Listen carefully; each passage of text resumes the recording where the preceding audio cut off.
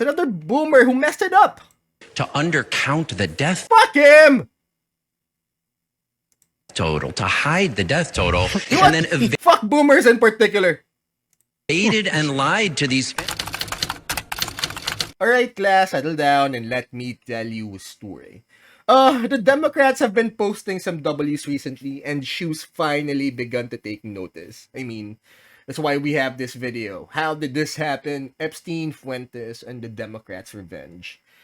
If you ask me, I think it's the underdog syndrome. I mean, you know, with all the ICE raids that have been happening, at a certain point, people will start rooting for the scrappy underdog, which is, you know, in this case, are the Democrats. They've been taking one loss after the other, but then again, I believe the whole thing's self-inflicted, you know, from over-demonizing men to their inclusivity campaign. I mean, we're different for a reason, and to me, it looks like there's been some sort of overcorrection. To be honest, I thought the GOP's cause would go even further because of Charlie Kirk's death, but apparently it didn't. So, I guess let's just check this one out. It might explain it. Who knows? Gentlemen, I am here to inform you that the rumors are indeed true. The Democrats have struck back. In the New Jersey governor's race, the Democrat won. In the Virginia governor's race, the Democrat won. Whoa, Virginia? That's big! And in the New York City race, Democratic socialist Zoran Mamdani defeated Andrew Cuomo to become the next mayor of America's largest city. Wait, is it a matter of, the actual candidate? Because we've actually discussed this before. I may not like this guy, but I hate you more. And if we're gonna take a look at some of these people, what are their backgrounds? Who exactly are they? Because it could be a matter of the candidate. It might not be a matter of a Democrat versus Republican, but it could be a matter of which one do I like better? Because I may not like this person, but then again, I hate this person more. It could be something like that, similar to Trump, right? I may not like Trump, but I hate the Democrats more. That's why he won. It could be something like that. In the Virginia governor's race, the Democrat won. See? And in the New York City race, there we go. See, New York City race, we have Como Sliwa. I may not like this guy, but guess what? I hate the alternatives more. Democratic socialist Zoran Mamdani defeated Andrew Cuomo to become the next mayor of America's largest city. But the question on everyone's mind is, was it just a fluke? Just easy wins in blue cities and states? Yeah, that's a valid question. Easy wins in a sense that the GOP couldn't provide actual feasible candidates. So what they did was they simply gave out placeholders. Because it does happen. There's no feasible candidates. There's no valid one. So they just, you know, drag the nearest person who happens to be there. It does happen.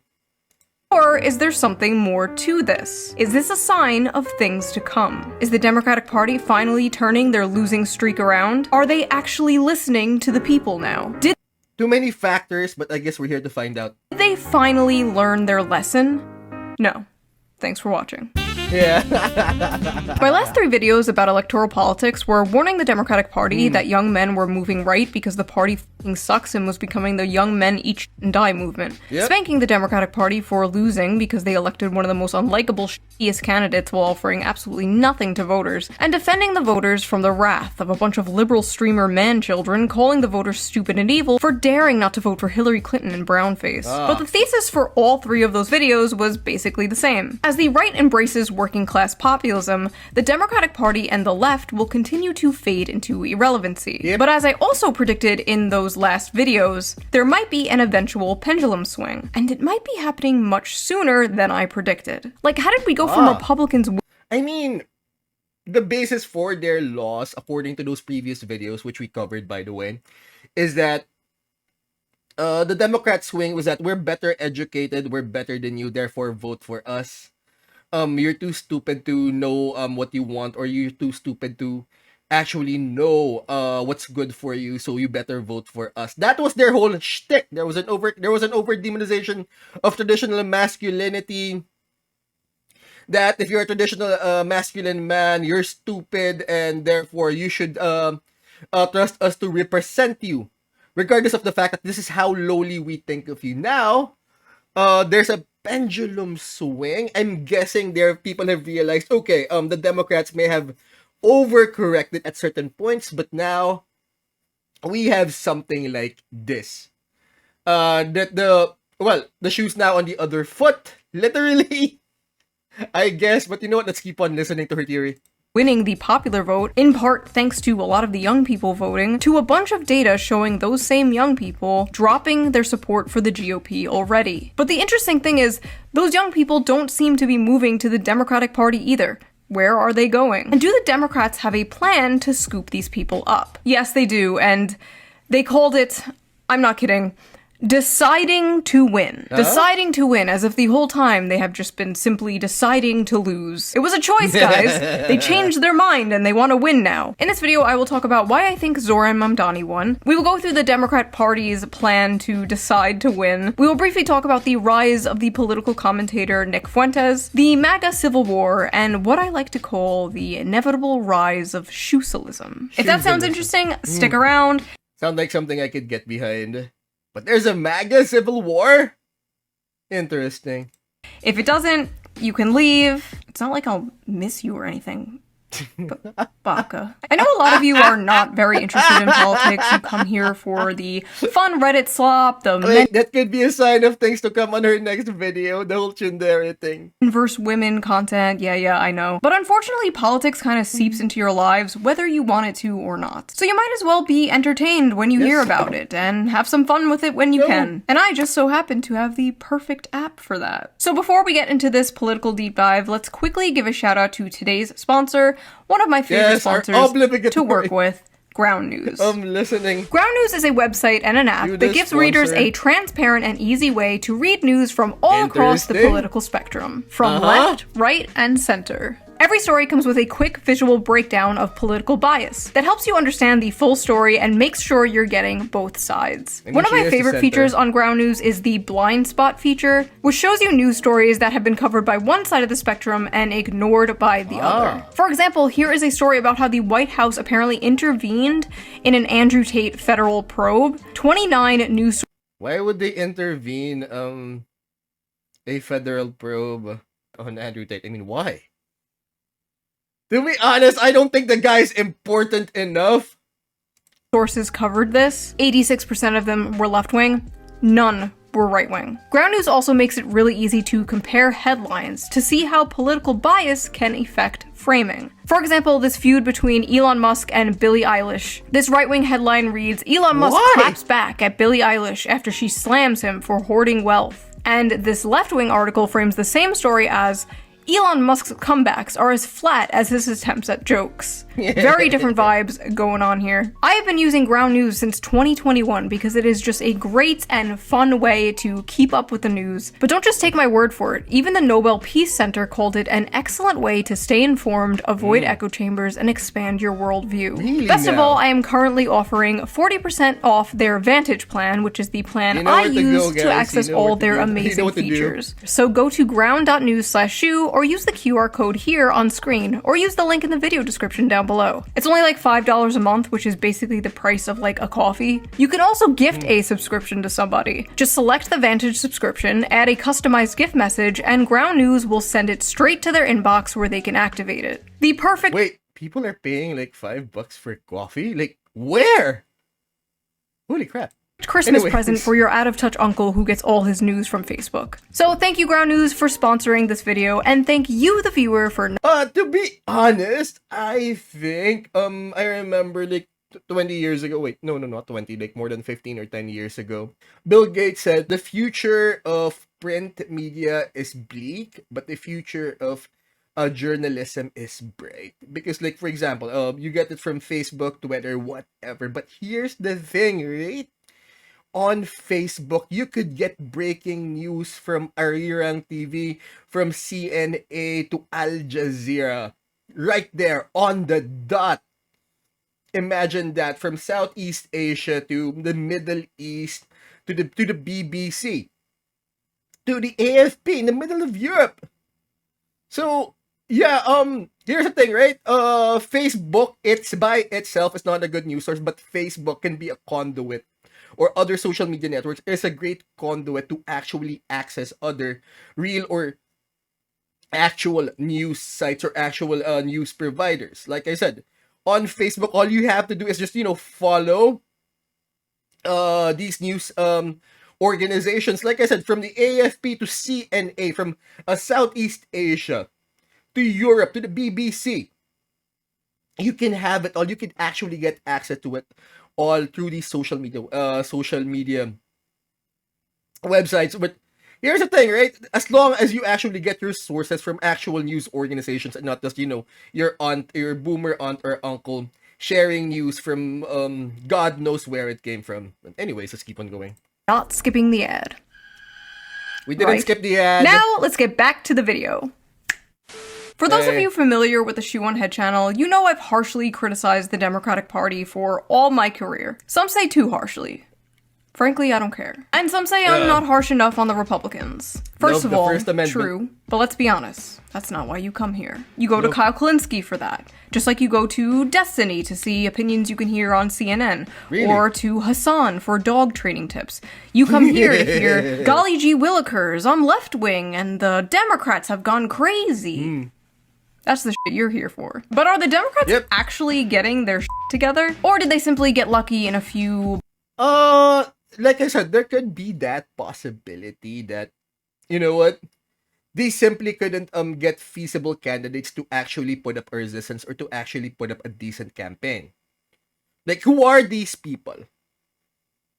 Were they actually valid or feasible candidates that the Republicans wanted to post up in that particular position? We don't know.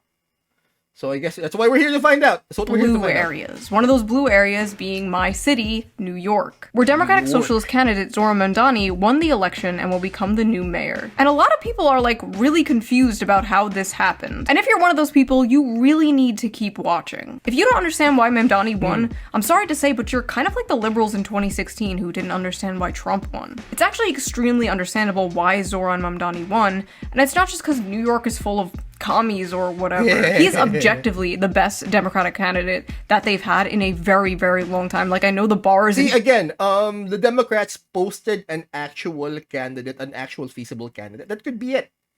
And the Republicans simply couldn't find a feasible candidate that could actually put up a good campaign or that could actually provide a good resistance to the Democrats' campaign. That's it. Hell there, but he's young, he's energetic, he's charismatic, and people are really tired. Young, energetic, charismatic, and the Republicans simply couldn't find someone to post up against something like that.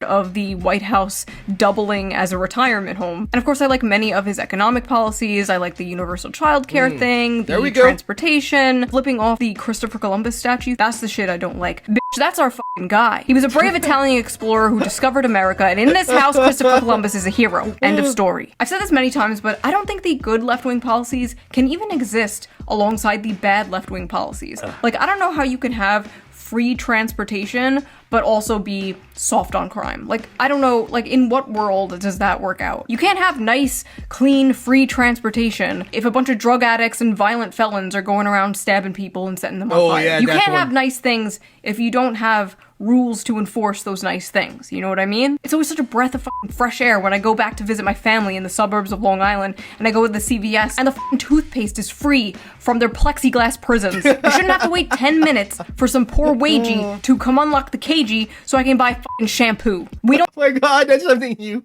The poor wagey to unlock the KG. Don't have to live that way. Maybe he'll do great, or maybe he gets into power and immediately cucks to the establishment like some other people. I mean, that happens. He could do a 180 after he actually settles in. I don't like to talk about it. I just don't know how the hell anyone thought Andrew Cuomo was going to win. Yeah, exactly. Grandmas during COVID. As you admitted this week, you personally altered the state health department report. See, that's the whole point. We have another boomer on the table. We have another boomer on this seat. People don't want that. Maybe it's because the Republicans simply couldn't find a suitable candidate. that could actually provide a good campaign, that could actually provide a better face for the party. I mean, maybe this is the best that they had at a certain point or at this particular point in time. It's another boomer who messed it up. to undercount the death Fuck him! total, to hide the death total, and then Fuck boomers in particular. evaded and lied to these families for 5 years. So You killed a shit ton of people. Bro, what? Plus, he doesn't even f***ing live in New York City. fuck was He he doesn't laughing live in at? the city he's running to be mayor of. Cuomo just kind of expected to win based on name recognition alone and being like, hey, Yeah, at see, least he expected to win on name recognition alone. That was the best that they got, apart from, the young, energetic, charismatic person. That was the best that they had at that particular point in time. I'm not the other guy. Yeah. Sound familiar? Trump actually offered a vision. Make America great again. Mamdani offered a vision. A New York City you can afford. So people took a chance on him. People wanted something different. Andrew Cuomo, he had no vision or anything. Oh Nothing. man, I love tuning into a debate about New York City and 80% of it is about another f***ing country. The first foreign visit by a mayor of New York is always considered significant. Where would you go first? First visit, I would visit the Holy Land. I would go to Israel. I'd make my 4th trip to Israel. Mr. Mamdani. I would stay in New York City. My plans are to address New Yorkers across the 5 boroughs There and we focus on that. go! Mr. Mamdani, can I just jump in? See, that's the whole point. You had 1, 2, 3, how many boomers on that particular table? There's no chance. People are tired. No wonder he won.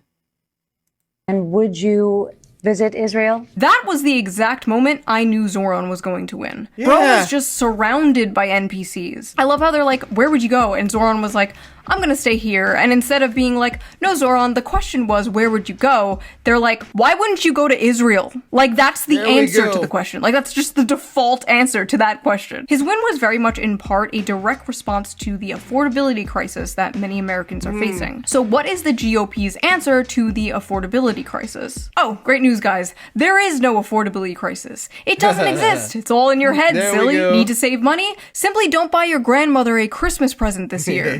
Budget. You need a plan. Also, remember, adults don't need gifts, okay? Focus on the people in your life who are age 3 to 18. Grandma doesn't need slippers. If they don't live by Yes, she does. And Ben Gay too. you, don't get them a gift. Now's not the time to spend and break the bank. Zoran's win was What? also basically a direct response to the housing crisis in America. So what is the GOP's response to the pie-in-the-sky, commie gobbledygook that Zoran Mamdani is selling? Surely they have a better solution. Here we go. The White House is floating this idea. Bill Pulte is saying, thanks to President Trump, we can indeed work on the 50-year mortgage, a complete game changer. 50-year How does that mortgage? work in dollars? Here you go. 30-year Holy fixed mortgage crap. right now. You're paying $2,038 a month, principal and interest on a hold up. $400,000 home. Hold up. 30, 40, 50 year? Hold on. Let me just pull up a calculator. I need to find out how much it costs in the local currency.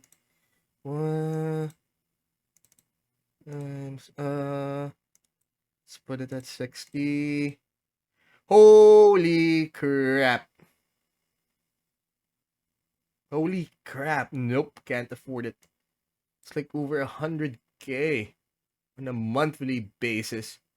At the bottom, under 50 years, you'd save a couple $100 a month at Not gonna happen. $1,822 principal and interest. That is proposed. Do you like this idea? I do not like this idea. Not lowering prices, not building more housing, no, just being a good little slave to the bank for 50 years. You might as well be a rentoid forever in this case. Yep. Like, at least you don't have to fix your own dishwasher. You will own nothing and be happy. Doesn't that sound great, Gen Z? Vote for us. We'll release the Epstein files and finally drain the swamp. Awesome. Finally, justice. Here it comes, the Epstein files phase 1. There we go. We got all your favorite E-celebs here. Don't you think that's a little tacky? I mean, like, this is an international child trap. The Epstein files are on my desk. Oh, that's great. That's what we've been waiting for. What about it? Well? Oh, they don't exist. Wait, what? Yeah, the Epstein files don't exist. They're a Democrat hoax. But you just said, hey, what the f***? That's my wallet. Sorry, Israel needs new weapons. Bye. There we go. What do you want, Democrat? Vote for us. Why? What do you have to offer? Hey! That's my wallet again! What are you people doing? Sorry. Israel needs new weapons. Bye. The Epstein files are a really big deal. This is not a partisan... If you guys remember the Argentinian or the Puerto Rican archives, they actually released the files of, the biggest or the most richest persons on earth. And then people suddenly realized, because they thought there was going to be like a ton of celebrities, there were going to be a ton of politicians, and then when they actually had the list, they realized that they don't know any of these rich people. So there was nothing juicy, there was nothing sordid to talk about, because they didn't know these people, because you know what, really rich people couldn't care any less about fame or being on the news cycle. So when people actually got that particular list, they didn't know who these people are. So the whole thing sort of, died down because they couldn't recognize any of the names. So now that we have it, let's see. Issue. You should absolutely care about an international child trafficking blackmail operation Yes, consisting of the most powerful people in the world. And anyone telling you to move on is coping, gaslighting, or in on it. If whatever is in there is so damning that it is a national security risk, the people deserve to know. Like, I don't know about you, but if we are paying taxes to a bunch of satanic pedophiles, I would like to know. That is information I would like to know. Like, I already know we're doing that, but I would like some confirmation. Okay, so literally as I am filming this... What? I mean, would anyone else be surprised that the whole world is being run by satanic pedophiles? Yeah, I like it. Trump is saying he is releasing the Epstein files. Is he now? So, I guess they weren't a hoax. I'm gonna be so honest. I have no idea what the is going on, you guys. I'm sure when this video gets posted, there's already gonna be more things that have happened. Also, Mike Johnson apparently said they need to make changes to the files to make sure we, quote, don't do permanent damage to the political system. There we go. Don't do permanent damage to the political system. Guys, what was that Hunger Games line? If all it takes is a few berries, it's a very weak system, or you know what, it shouldn't be there, because you know what, because that was the thing in the Hunger Games, right? The only thing they needed to actually shake the system is, Pita and Katniss eating those berries on live television. If that was it, if that was all it took, then maybe that particular system shouldn't exist. So now, if releasing this particular list of satanic pedophiles, maybe, just maybe, this particular political system should be revamped or shouldn't exist at all. Who knows? What do I know? I'm an anime boy on the internet. If releasing the Epstein files would do damage to the political system, then so be it. Then it deserves to be damaged. It deserves to be destroyed. Just release the files. After all, if you have nothing to hide, you have nothing to fear. Right? Isn't that right, government? But it wasn't just the Epstein. I mean, that's their main argument when actually trampling on constitutionally protected rights, such as, search and frisk. You know what? If you have nothing to hide, then you have nothing to fear. If your house is being searched or if you're being frisked. That's a counter argument, right? Why not release these files? If you have nothing to hide, then you have nothing to fear. Files thing that has MAGA feeling a little demoralized lately. Does that mean the H-1B visa thing will not be a big priority for your administration? Because if you want to raise wages for American workers, you can't flood the country with tens of thousands or hundreds of thousands of foreign workers. You also do have to bring in talent. When we have plenty of talented people here. No, you don't. Yeah. No, you don't have. No, you don't. No, we don't have enough educated people for that. If that's exactly what he's saying, we don't have the expertise for it, so you don't have certain talents, and people have to learn. We've talked about this a few times on the Wait. I remember that. Wait, which state was that? Was it the Hyundai plant? Where ICE raided this Hyundai plant and deported like a couple of hundred of Korean workers who were there to set up the plant. They were mostly, engineers and supervisors who were there to set up the plant for American workers, but you know what, they got deported, and Korea said, you know what, let's cut the whole thing altogether. I forgot. Can someone please put it down in the comments? This channel, actually very recently in the male loser epidemic video, the no talented Americans thing is a myth pushed on us by corpos and billionaires. So they can hire foreign workers who will work for less money. Cheaper labor. That has always been the case. From slavery, from the Chinese immigration, from the Irish immigration, and you know, the Italian immigration, and so on and so forth. Cheaper labor. And won't unionize. Worker drones who will work under the coercion of Outsourced. deportation, essentially creating infinite scab labor. Even though there are so many Americans in these fields looking for jobs. But those spoiled Americans will ask for a living wage so they can live in a 600-foot square apartment. How dare they? We can't do that. So import 1 billion immigrants. After all, it's good for business. Folks are not thrilled about this idea of hundreds of thousands of foreign students in the United States. If we were to cut that in half, which perhaps makes some people happy, you would have half the colleges in the United States go out of business. So what? And it's not that I want them, but I view it as a business. Unfortunately, America does feel like nothing but 3 corporations in a trench coat. But America is not a business. America is not a corporation. It is an Yet they voted for a quote-unquote CEO. What exactly did they expect? How it's going to go down? nation. The contrast of what Trump is saying here compared to how he used to talk is staggering. Republicans embracing populism, at least rhetorically, is what gave rise to Donald Trump and fundamentally changed the way Republicans do politics in America. If you go back and watch the debates of Donald Trump in 2016, it's crazy. We should have never been in Iraq. We have destabilized the Middle East. They lied. They said there were weapons of mass destruction. There were none, and they knew there were none. There were no weapons of mass destruction. All right. I remember being like, damn, that's not how politicians in general really talked at that time. Like, we would see it from Bernie Sanders and maybe like Ron Paul, but to get up on stage... Yeah, the whole calm thing, and he's there all fire and brimstone, that was something new. And apparently that's what, a lot of Americans wanted at that particular point in time. Because I remember during Obama's time where I would ask Americans or, people from the States back then, they said, you know what, we're a bit disappointed with Obama. That, he wasn't all that it's all cracked up to be, that he wasn't all that he promised to be. So I'm guessing that's how Trump came into play.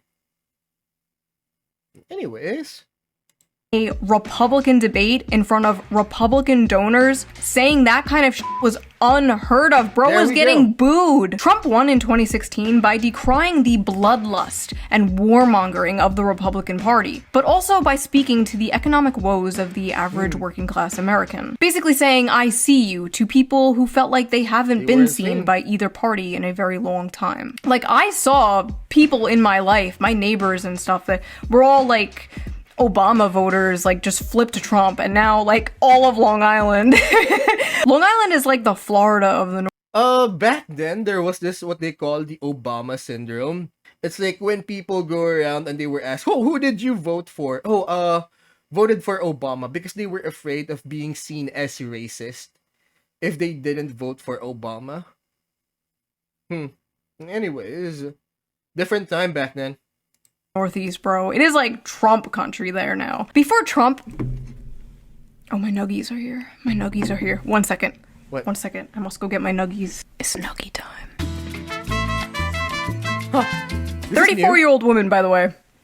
Mother, by the way. Before Trump, the Democrats basically relied on talking about how the Republican even Party... moms need their treat. He didn't care about the working class. But eventually, the problem for Democrats was the working class didn't care about them. But now it seems like the Republican Party is going back on all of that and becoming the Bush-era neoconservative party again, right as they're winning, embracing freaks like Lindsey Graham. So I just want to say, I feel good about the Republican Party. I feel good about where we're going as a nation. We're killing all the right people and we're cutting your taxes. Trump is my favorite president. We've run out of bombs. We didn't run out of bombs in World War II. Republicans, is that what you want your party to be? Lowering taxes and killing people? We tried that already. To many Republicans, the solution to the affordability crisis... The whole thing looked felt so counterintuitive. wreaking havoc on Americans is simply trusting the free market, working hard, and if that doesn't work, they bust out all reliable. If you're a young person and you can't afford to live here, then maybe you should not live here. I mean, that is a real thing.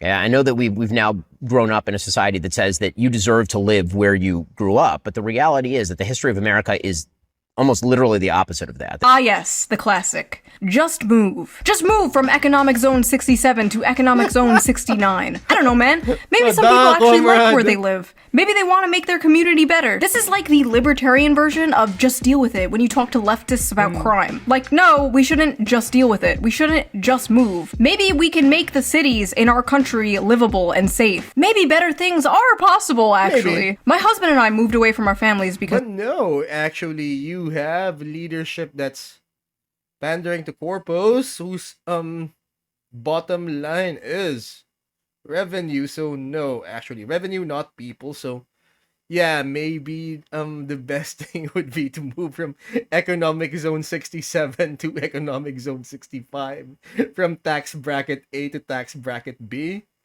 Of his job, and it f***ing sucks. It sucks raising kids without an extended family around. Say hi to grandma on FaceTime. Not normal, Hi. not natural. When I was growing up, it was like aunts and uncles and cousins and grandparents were just coming in and out of my house, like bringing over food, like, hey, I got some mancati. I would be babysat by my cousins and my aunts. And because we moved away, my kid won't have that. And I wouldn't be surprised if that's one reason many young people are putting off having children. The complete lack of community, the lack of a village. If you can't— You need a support system in order to raise a child. The whole thing takes a village.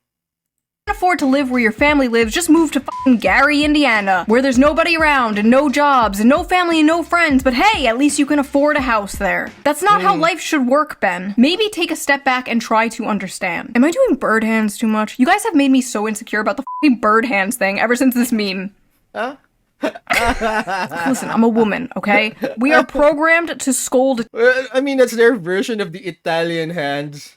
Children. And when no children are around, we scold people on the internet, okay? Anyway, Nick Fuentes is a far-right commentator and a controversial figure to say the least. But his main topic he covers is Israel, which is an extremely hot topic that many other right-wing commentators seem to not want to touch. And the rare times they do touch it, it's them telling you not to talk about it, questioning why you care so much, or shape-shifting into the woke mob they fought against for so many years, calling you names, calling for you to be censored. What's funny is they didn't care about any of Nick Fuentes' rants on like race or women. They only started caring when his rants on Israel were blowing up. Nick recently did an interview with Tucker Carlson, which completely ignited the MAGA civil war that was brewing on the right. There we go, MAGA civil war, It got so ridiculous that even Chuck Schumer went on the Senate floor and called for a disavowal of Nick Fuentes. Sir, with all due respect, none. Why do politicians need a resolution in the Senate to disagree with a citizen? Hello, I have gathered you all here today to disavow Hitler Bussy 420. People can't afford groceries, Charles. Ben Shapiro, in particular, has spent the last few months extremely confused and angry about Zohran Mamdani and Nick Fuentes becoming popular in the mainstream, all while his numbers continue to drop. I honestly don't think he understands what They simply couldn't put up someone feasible against someone, who's young, charismatic, energetic. They simply couldn't put someone up, except, all they had was a boomer who simply didn't have any answer to anything. Who was just there. Guys, age doesn't mean wisdom, or it doesn't equate to wisdom. It never has and it never will.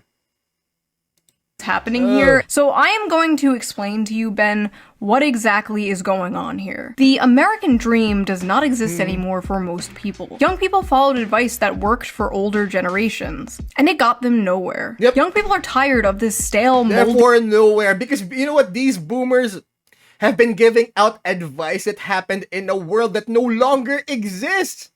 That's why we're here. That's why it's so messed up. That's why millennials and some Gen Xers are so miserable. You know what? I mean, the Gen Xers were so affected by it that they simply, kept their mouth shut. And so the millennials have been the only ones that have been vocal about their miseries living under boomers or being raised by boomers. Fuck them! The old dead consensus that has dominated American politics for a very long— I'm so sorry. may have gotten emotional in the whole thing. Long time. The one that dragged us into all these foreign wars and sold us out for some cheap plastic shit from China. Young people are tired of being told to sit down and shut up and pledge allegiance to the free market in a country that seems to not give a shit about them, as well as a foreign country they have absolutely no connection to. For so long, establishment hacks and establishment shills looked at the issues bothering the people and just kind of dismissed them. Can't afford to live where you grew up? Just move. Don't like that the toothpaste is locked behind plexiglass? Just deal with it. Think it's kind of f***ed up how you work 40 hours a week and still can't afford to pay rent? What are you, some kind of communist? Because it's still the wrong people making the wrong decisions. Right? They're trying to make decisions for a world that no longer exists. You don't like funding a genocide with your tax dollars? What are you, anti-Semitic? If you don't address the issues of the people will gravitate towards those who are addressing those issues. It's not Mamdani's fault he won. I mean, that's how the Republicans won in the first place. You have someone offering solutions or actually trying to address the issues. And now the cycle's back. I mean, shoes on the other foot, literally. It's yours. It's not Nick Fuentes' fault he's popular. It's yours. The tragedy of Ben Shapiro is that he led a life worshipping the free market, only to lose in the free marketplace of ideas. Now, with all this neocon rhetoric coming out of the GOP, are the Democrats going to pick up the populist ball that they are fumbling? Are they actually going to get their shit together? Well, loaded question. Well, they are trying because they have written an article called Deciding to Win, where after interviewing over 300... You know what? This might actually be a good thing because, like I said before, like we said in a ton of other videos, they sort of overcorrected. Right? That they lost their base. And so here we are. I mean, they were so afraid of their current base that, you know what, talking to the other side, they were going to get mauled by their own people if they simply talk to the other side. And now we're here. And maybe they're recalibrating. They're trying to fix some of their overcorrections. So, let's see. 100,000 American voters from both parties. They may have finally discovered the secret to winning. To give ourselves the best chance to win, we recommend the following changes to our approach. Democrats need to 1. Focus our messaging on an economic program centered on lowering costs, growing the economy, creating jobs, and expanding the social safety. So, literally the original message or the original purpose. Okay.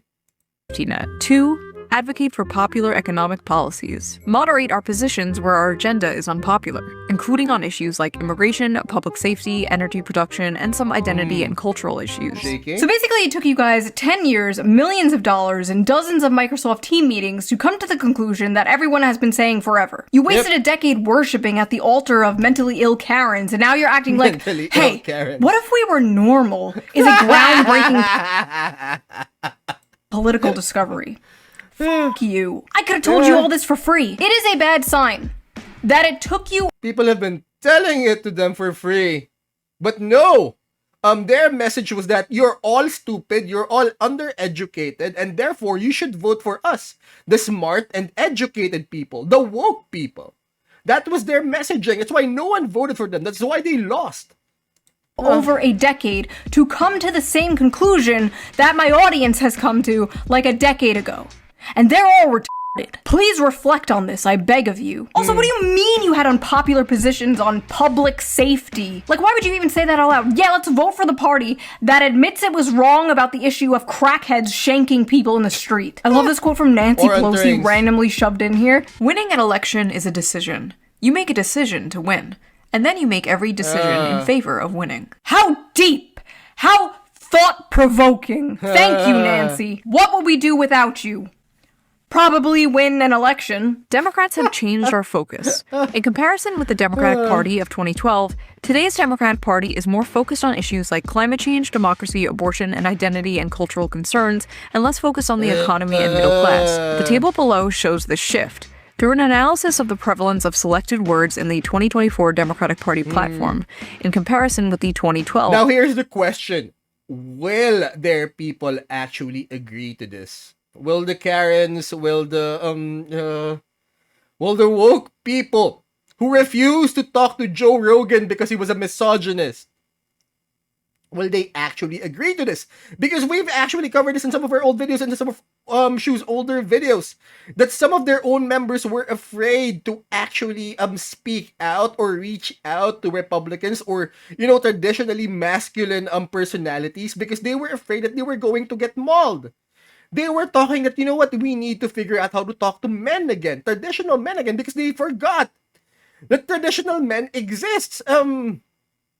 Not everyone's trying to be trans, not everyone's trying to be gay, not everyone's trying to get into, you know what, women's bathrooms. Some of us, me included, we're simply traditional. That's it. That's all we are. They forgot about that. But now here's the question. Their particular base, their current base right now, would they actually allow this? Would they actually accept this? But then again, they don't have the numbers. It was proven during the last elections that, you know what, there aren't enough woke people around to actually provide votes. Because clearly Trump won, the Republicans won.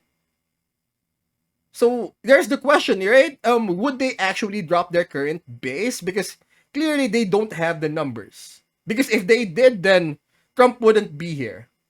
Anyways, just keep on going. Democratic Party platform. This whole study is really interesting, but I need you guys to see this chart because when I first saw this, the scream I screamed. So Democrats since 2012 have increased their rhetoric on race by, sit down, 1,137%. On the gays, 1,044%. They were so puzzled why Mexicans and immigrants voted for Trump. Their rhetoric on men has decreased by 51%. It is now They're starting to realize that now. negative 51%. On fathers, negative 100%. They just stopped talking about that shit. Veterans, negative 31. The economy, negative 51, because nobody cares about that, right? The middle class, 79%, but I guess you can't really talk about something that is disappearing.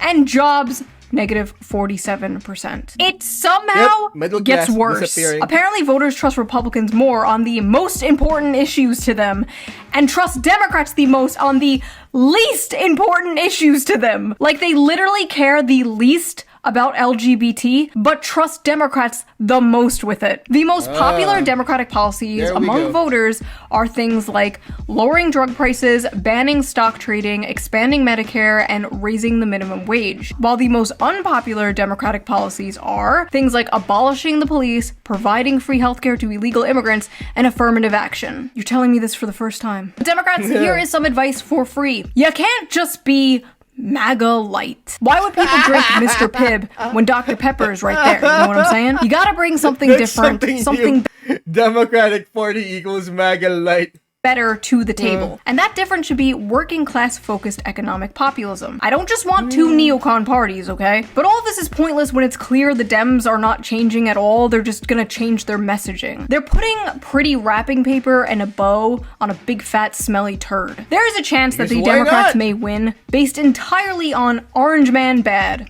Again. Which means they might get into office by learning. Again, here we are. Orange man bad, traditional man bad,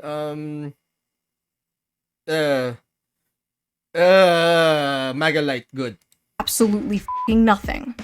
Again. Then the voters will go, oh my god, nothing has changed, and then they'll vote for a Republican. American politics is just a It's a cycle. It goes up, it goes down, around and around. Door of villains, isn't it? Rest assured, whoever wins, we lose. If you're actually gonna do this shit, if you're actually gonna do what you're saying in this little article, you better be going whole hog, not just the tip. I'm talking embracing shoe-socialism. Yep. There's a solution right there. For many years, I have been smeared as many things.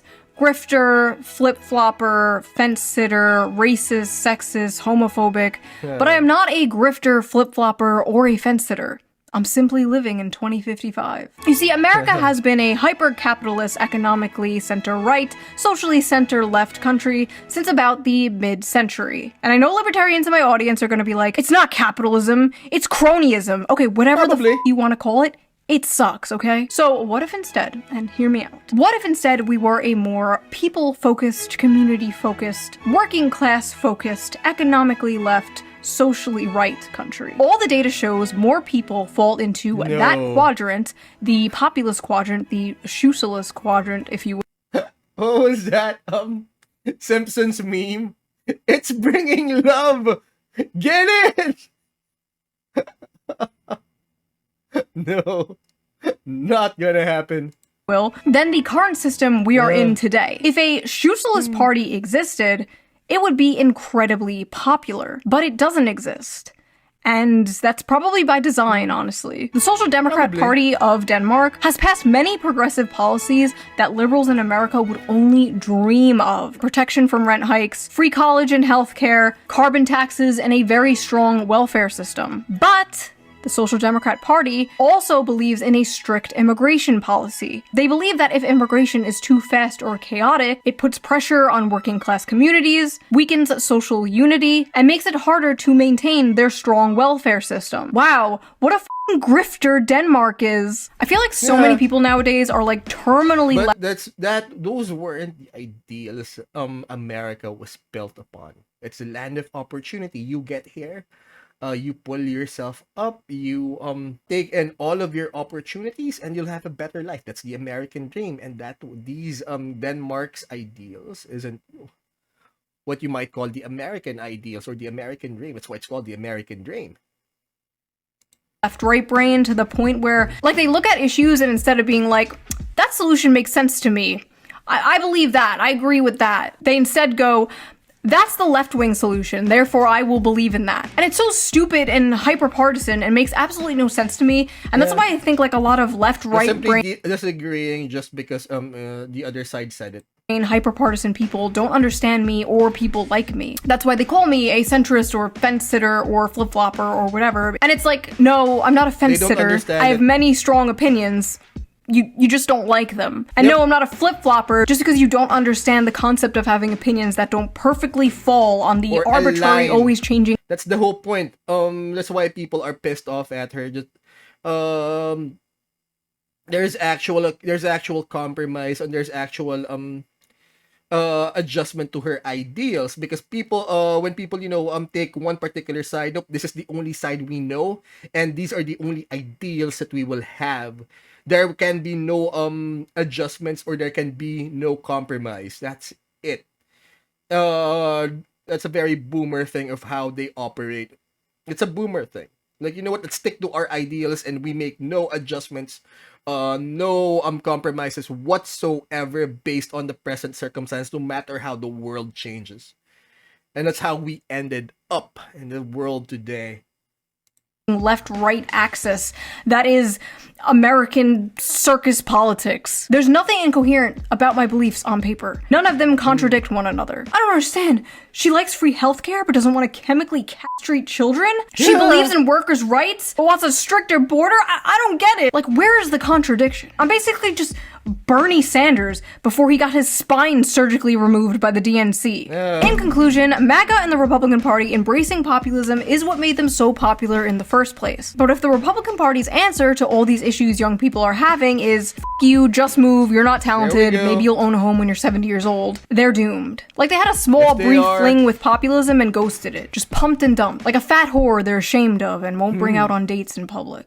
As I'm editing this, Trump and Mamdani had a meeting together and it was very interesting. We were discussing when Bernie Sanders was out of the race, I picked up a lot of his votes and people had no idea. When he was put out of the race, I think quite unfairly, if you want to know the truth, many of the Bernie Sanders voters voted for me. And I felt very comfortable, frankly, in seeing that and saying that. I would feel very, very comfortable being in New York, and I think much more so after the meeting. We agree on a lot more than I would have thought. I'm sorry, this is my new favorite problematic Yowie ship. They love each other. Maybe it's not over, folks. Maybe the power of friendship and populism will save us all. Listen, I want my kids to grow up in a safe and affordable world where they can get jobs and they can start a family. The immortal words of Danny Archer, when was the last time the world wasn't on fire? No, actually, he said this, when was the last time the world wasn't falling apart? and then they can have the same for their kids. And I feel like at the end of the day, that's what most people want, left and right. They just have I just realized, right? Are we overreacting because things are constantly changing? And you know what? How we grew up is no longer applicable to as to how the next generation or as to how our children will grow up. Are we simply overreacting that the world keeps constantly changing for the worse? Because things look worse right now, but is it because that, you know, it's simply a situation that we're not used to, or the circumstances simply changed? So the circumstances will be different for our children. Is that it? I mean, we could all be overreacting if you think about it. Because right now, she's pining for a world on a world that she grew up. But here's the thing, right? The only thing constant in this world is change. So things have definitely changed. The times have definitely changed, and the way she grew up is no longer feasible or applicable for her children. I mean, her parents would say the same thing. It could be that, but then again, how should I know? I'm an anime boy on the internet. Who paints miniatures. How would I know? Anyways, just a thought. Just a thought. Different ideas on how to get there. It just so happens my ideas happen to be the correct ones, and if you disagree with them, you will be sent to the re-education camp. Do you want one? Do you want a nuggie? Yeah. Pledge your allegiance to Shoe0nHead's and you get a nuggie. So that was that little video. If you liked it, please subscribe for more. And if you want to help support the channel, donate to my Patreon, link down below. All patrons get every single video uncensored a day early. If you can't or don't want to support me on Patreon, that's fine. I don't care. I didn't want you to anyway. Baka. Okay, I will see you guys soon with a fun slop video just in time for Christmas. Bye! Thank you for watching, guys. Now, if you want me to check out other stories here on YouTube, please let me know in the comments. We upload every weekend, Tuesdays and Thursdays. Well, as much as I want to, really. And don't forget to check out our Twitch channel where you can watch this dumpster fire go down live. Again, don't forget to subscribe. It really helps out with the algo. Now, class dismissed.